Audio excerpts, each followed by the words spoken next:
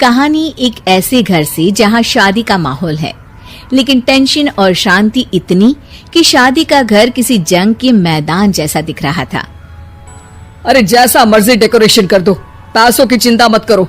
इतना पैसा जब लड़के वालों को दे दिया तो फूल वालों को देने में मुझे क्या दिक्कत है? अरे धीरे बोलो ना, साफ लग रहा है कि फ्रस्ट्रेटेड हो। अरे तुम तो चुप ही रहो, एक बेटी संभाल नहीं पाई।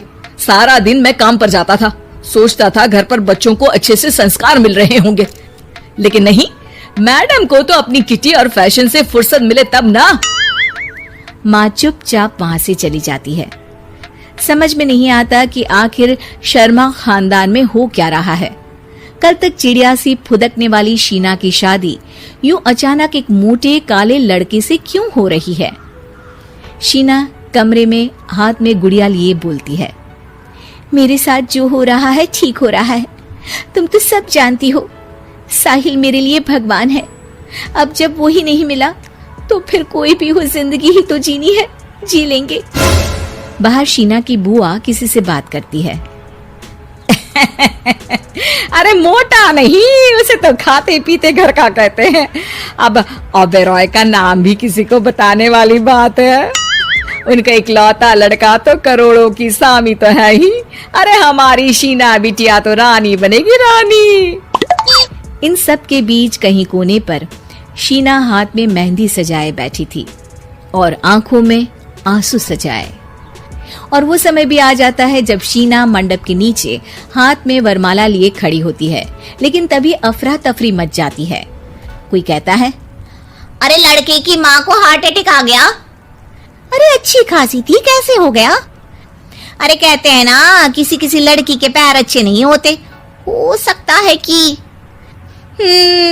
मनहूस है ये लड़की। शीना पास खड़ी सब सुन रही थी। फिर शीना अपने कमरे में आ जाती है। शादी ये कहकर नहीं होती कि लड़की मनहूस है। अब लगातार शीना के लिए लड़के देखने आते, लेकिन आस पड़ोस या किसी के कहने पर शादी हर बार टूट जाती। लेकिन एक दिन, अंकल, मैं काफी दिनों से आपसे मिलने की कोशिश कर रहा था, लेकिन हिम्मत नहीं हो पा रही थी। अरे बेटा, हिम्मत तो हमारी टूटी पड़ी है। वैसे कौन हो तुम? मेरा नाम साहिल है अंकल। मैं शीना से प्यार करता हूँ और उसी से शादी करना चाहता हूँ। अरे अब तो किस जात के हो ये भी मायने नहीं रखता। बेटा, मेरी बेटी मनहूस है, ये सब कहते हैं कि इसीलिए उसकी शादी नहीं हो पा रही। अगर तुम शादी करने को तैयार हो तो ठीक है। शीना की शादी साहिल से हो जाती है। अगले दिन साहिल की माँ का देहांत हो जाता है और एक बार फिर लोग शीना को अपशकुनी कहने लगते हैं। अरे खा गई दीदी को ये। अरे क्या जरूरत थी साहिल किसी मनहूस को घर लाने की? पर बुआ, माँ की तो तबीयत पिछले कई साल से खराब थी। डॉक्टर्स ने जवाब दे दिया था। क्या पता ये भी उनका सौभाग्य हो कि वो बहू का मुंह देख पाई। अरे बहू का मुंह देख पाई, या ये कह लो कि बहू का मुंह देखते ही स्वर्ग लोक सिधार गई। खैर, हमें क्या, घर तुम्हारा है, हम तो चले। अब शीना को खुद पर ही शक होने लगता है कि कहीं सच में वो अपशकुनी तो नहीं। साहिल, हम दोनों की शादी नहीं हुई होती तो अच्छा था। देखो ना, कैसे पहले मेरी शादी टूटती थी और अब तुम्हारी माँ भी। अरे ऐसा कुछ नहीं होता शीना, अपशकुनी वगैरह कुछ नहीं होता। ये सब तो ईश्वर के खेल हैं। वो शादी तुम्हारी इसलिए टूट गई क्योंकि तुमको मेरी पत्नी बनाना था, और माँ का जाना तो तय था। वो काफी बुजुर्ग थी, साथ ही एक ऐसी बीमारी से जूझ रही थी जिसमें डॉक्टर्स भी उन्हें नहीं बचा पाते। शीना साहिल की बात सुनकर तसल्ली कर लेती है और वहां से चली जाती है। अगले दिन, शीना, अरे ओ शीना। क्या हुआ?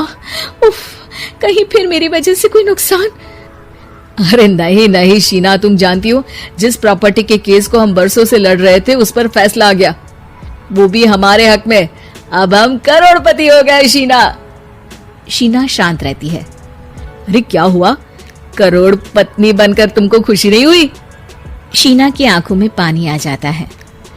चलिए जी, कुछ तो अच्छा हुआ मेरी जिंदगी में आकर आपके साथ। साहिल शीना को गले लगाकर कहता है, मेरी नई नौकरी भी तुम्हारे ही आने से लगी। ये प्रॉपर्टी का केस जीता। सब कुछ तो तुम्हारे आने के बाद ही हुआ, फिर तुम मनहूस कैसे?